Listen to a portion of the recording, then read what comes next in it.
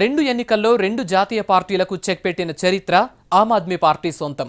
Delhi politics ని క్రేజీగా మార్చారు. ఇప్పుడు ప్రతిపక్షాలకు చుక్కలు చూపిస్తున్నారు. కాంగ్రెస్కు అసెంబ్లీలో చోటు లేకుండా పోయింది. 3 సీట్లున్న బీజేపీ విమర్శల దాడి చేస్తున్నా కేజ్రీ ఎదురుదాడితో అది డిఫెన్స్లో పడింది.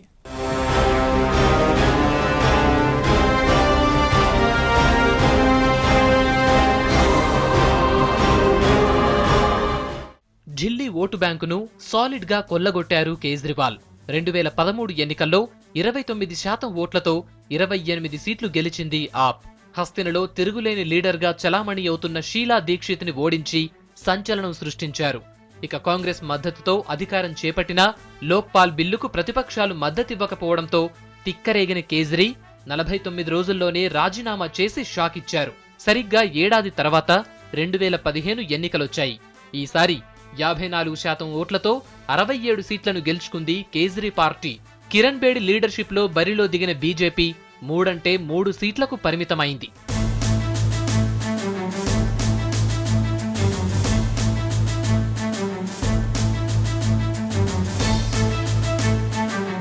రెండు ఎన్నికల్లో రెండు జాతీయ పార్టీలను ఖంగు తినిపించిన క్రెడిట్ కొట్టేశారు కేజ్రీ.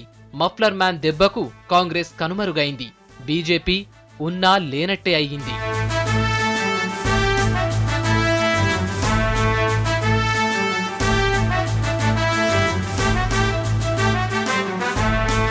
ఇక అధికారంలోకొచ్చాక ప్రతిపక్షాలతో, ముఖ్యంగా కేంద్ర ప్రభుత్వంతో కేజ్రీ వార్ క్రేజీగా మారింది. లెఫ్టినెంట్ జనరల్ నజీర్ జంగ్తో కేజ్రీ ఫైట్ టామ్ అండ్ జెర్రీలా ఇంట్రెస్టింగ్ గా సాగింది. పోలీస్ బాస్ బిఎస్ బస్సీతోనూ అలాగే ఫైట్ చేశారాయన.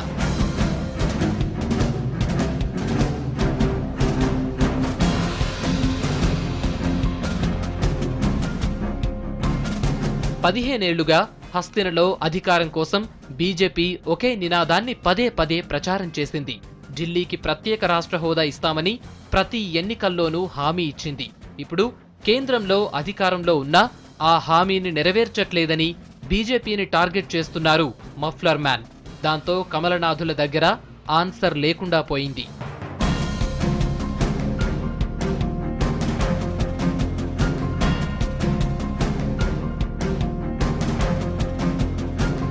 ఇక చీఫ్ సెక్రటరీ నియామకంపై జరిగిన వార్ దేశం మొత్తాన్ని ఆసక్తిగా చూసేలా చేసింది.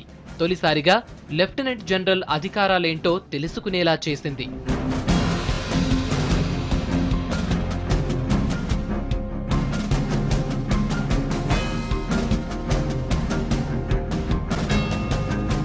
ఇక ఢిల్లీ పోలీస్ రాష్ట్ర ప్రభుత్వానికి సహకరించట్లేదని పదే నిరూపించారు కేజ్రీ. లా అండ్ ఆర్డర్ కేంద్రం చేతుల్లో పెట్టుకుని రక్షణ ఎలా కల్పించాలని జనం ముందు పంచాయతీ పెట్టారు. దాంతో కేంద్ర ప్రభుత్వం మరోసారి బుక్ అయింది.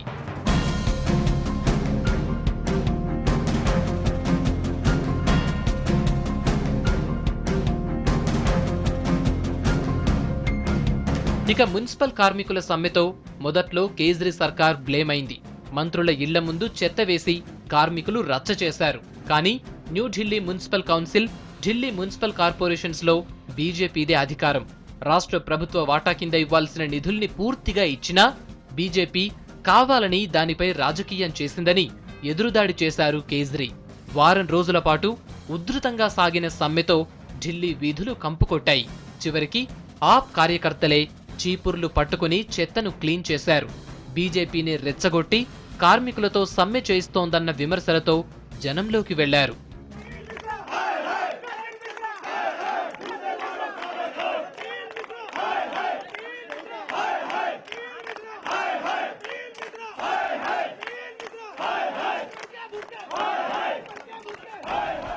సీఎం ఆఫీస్ను సీబీఐ సోదా చేయటం, విచారణ పేరుతో కొన్ని ఫైళ్లను పట్టుకెళ్లడం వివాదాస్పదమైంది. దానిపై కోర్టుకెళ్లారు కేజ్రీ. కోర్టు సీబీఐకి మొట్టికాయలు వేయడంతో పాటు ఫైళ్లు తిరిగిచ్చేయమని ఆదేశించింది. దీంతో సీబీఐ కార్నర్ అయింది. ఇదే వివాదం చివరికి ఢిల్లీ క్రికెట్ బోర్డుకు చుట్టుకుంది.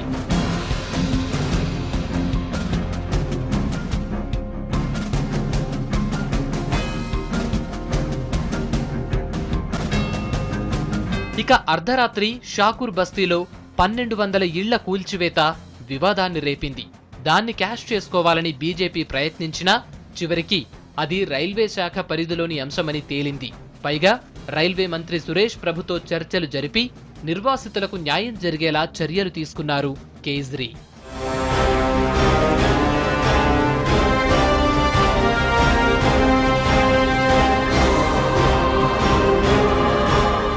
ఓవైపు ప్రతిపక్షాలతో యుద్ధం, మరోవైపు సొంత పార్టీ నేతల తీరుతో ఇబ్బందులు, పార్టీలో వన్ మ్యాన్ షో చేస్తున్నారన్న విమర్శలు. ఇవి కాదని కేజ్రీపై కత్తిగట్టిన జాతీయ మీడియా. సవాళ్ల మధ్య ప్రభుత్వాన్నే కాదు, పార్టీని ఒంటి చేత్తో నడిపిస్తున్నారు కేజ్రీవాల్.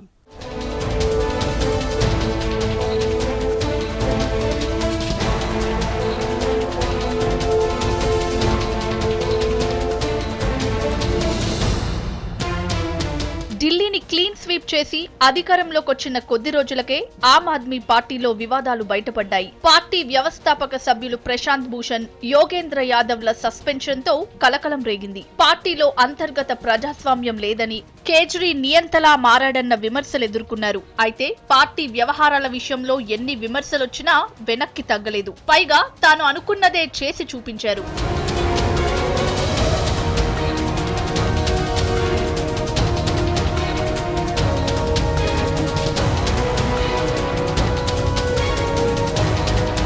ఇక తన ప్రభుత్వంలోని మంత్రుల వివాదాలు కేజ్రీకి తలనొప్పిగా మారాయి. ముఖ్యంగా లా మినిస్టర్ సోమ్నాథ్ భారతి కుటుంబ వ్యవహారం ఆప్ సర్కార్ కు మచ్చలా మారింది. గృహహింస చట్టం కింద సోమ్నాథ్ బుక్ అయ్యారు.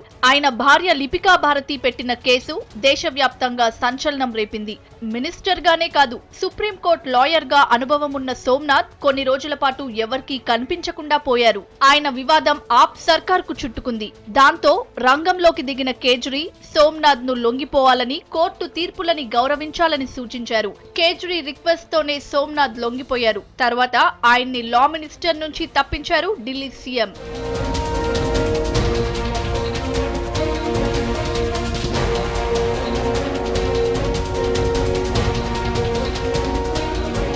ఇక ఫేక్ డిగ్రీ వివాదంతో మరో మంత్రి జితేంద్ర సింగ్ తోమర్ పదవి పోగొట్టుకున్నారు. ఎన్నికల అఫిడవిట్ లో తప్పుడు ధృవపత్రాలు సమర్పించాడని తోమర్ పై ఆరోపణ. దానిపై ఆయన న్యాయ విచారణ ఎదుర్కొంటున్నారు. తోమర్ తో పాటు భావనా గౌర్, సురేందర్ సింగ్ అనే మరో ఇద్దరు ఆప్ ఎమ్మెల్యేలు ఫేక్ డిగ్రీలు సమర్పించారన్న ఆరోపణలపై ఎంక్వైరీని ఫేస్ చేస్తున్నారు.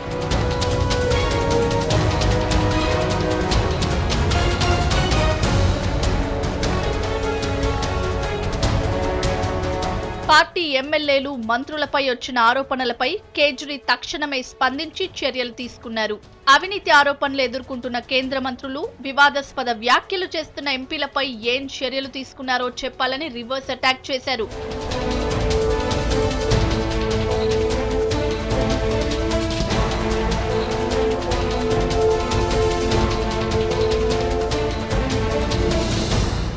ముందు కళంకిత మంత్రుల్ని సస్పెండ్ చేసి తన పార్టీ గురించి మాట్లాడాలని బీజేపీని కార్నర్ చేశారు మఫ్లర్ మ్యాన్. ఇక ఢిల్లీ సెక్రటేరియట్ లో మీడియాను బ్యాన్ చేయడం వివాదాస్పదమైంది. ఆ నిర్ణయాన్ని కోర్టు తప్పుబట్టినా వెనక్కి తగ్గలేదు మఫ్లర్ మ్యాన్. పాలనపరమైన నిర్ణయాల్ని మీడియా తప్పుడు ప్రచారం చేస్తోందని, అందుకే ఫోర్త్ ఎస్టేట్ కు చోటిచ్చేది లేదని తేల్చి చెప్పారాయన.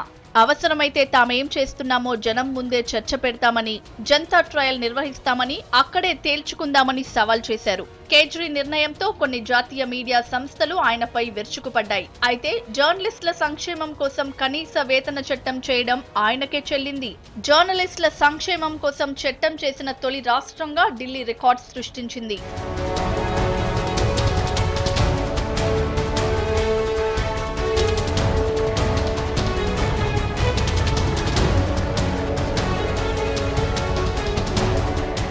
ఢిల్లీ టార్గెట్ ఫినిష్ అయింది.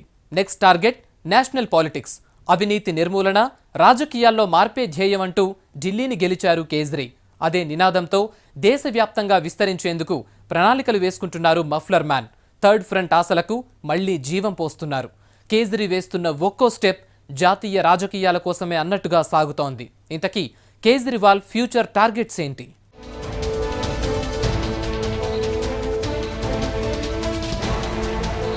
మహారాష్ట్ర లాతూర్ నీటి కరువుపై స్పందించిన ఒకే ఒక CM Kejriwal.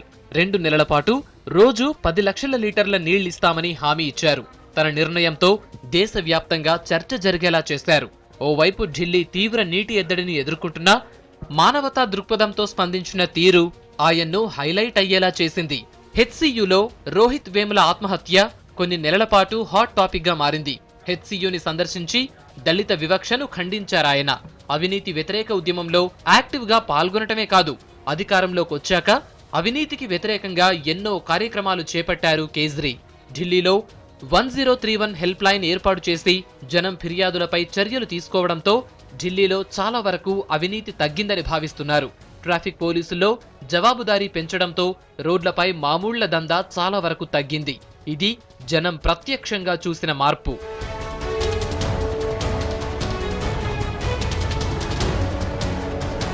Delhi Azadpur flyover opening దేశం మొత్తాన్ని అట్రాక్ట్ చేసింది. షీలా దీక్షిత్ హయాంలో ప్రారంభమైన ఆ ఫ్లైఓవర్ ను అనుకున్న టైం కన్నా ముందే 100 కోట్లు మిగిల్చి మరీ పూర్తి చేయటం మిరాకిల్. దాంతో ఓ ఫ్లైఓవర్ ప్రపంచంలో 8వ వింతగా అభివర్ణించారు మఫ్లర్ మ్యాన్.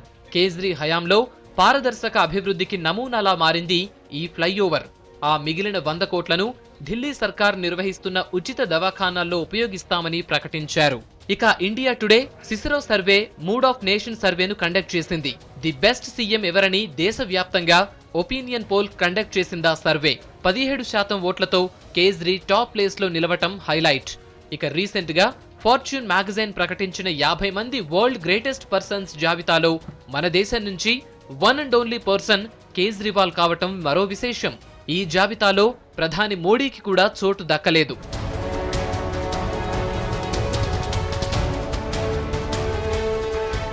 2013 ఢిల్లీ ఎన్నికల తర్వాత సార్వత్రిక ఎన్నికల్లో ఆ పొలిటికల్ గ్యాప్ అనూహ్యంగా పడిపోయింది.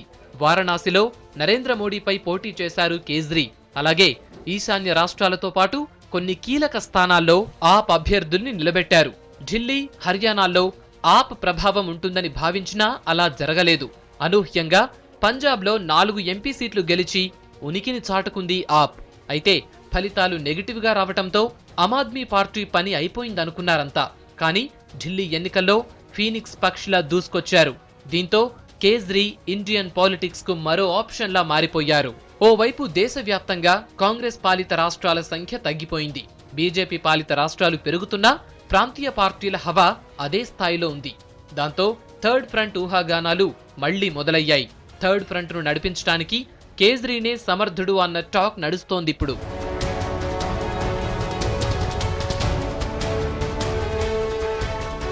ఆమ్ ఆద్మీ తర్వాత అడుగు పంజాబ్ దిశగా పడుతున్న సంకేతాలున్నాయి.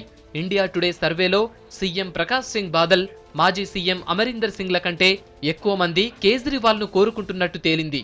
9 ఏళ్లుగా ప్రకాష్ సింగ్ బాదలే పంజాబ్ సీఎంగా పనిచేస్తున్నారు. బీజేపీ శిరోమణి అకాలీదళ్ కూటమి అధికారంలో ఉందిప్పుడు. రాష్ట్రంలో అవినీతి పెరిగిందన్న ఆరోపణలు, ఇటీవల సంచలన డ్రగ్స్ మాఫియా వ్యవహారం ఈసారి ఎన్నికల్లో ప్రభావం చూపిస్తాయని చెబుతున్నారు. డ్రగ్ మాఫియాలో అన్ని పార్టీల వాళ్లు ఉన్నారన్న ఆరోపణలు ఆప్కు అనుకూలంగా మారే అవకాశముందని అంచనా. దక్షిణాదిలో బెంగళూరు కేంద్రంగా కేజ్రీవాల్ కార్యకలాపాలతో పాటు ఆప్ దృష్టిలో కర్ణాటక ఉందన్న అంచనాలు పెంచుతున్నాయి. జాతీయ స్థాయిలో పెరుగుతున్న క్రేజ్ మూడో ఫ్రంట్ను తలకెత్తుకునే పార్టీల్లోనూ ఆశలు రేపుతున్నాయి.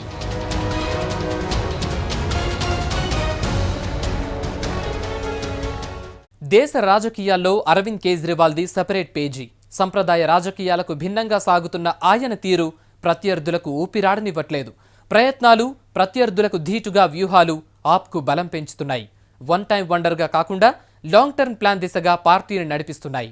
ఇది V6 న్యూస్ మేకర్.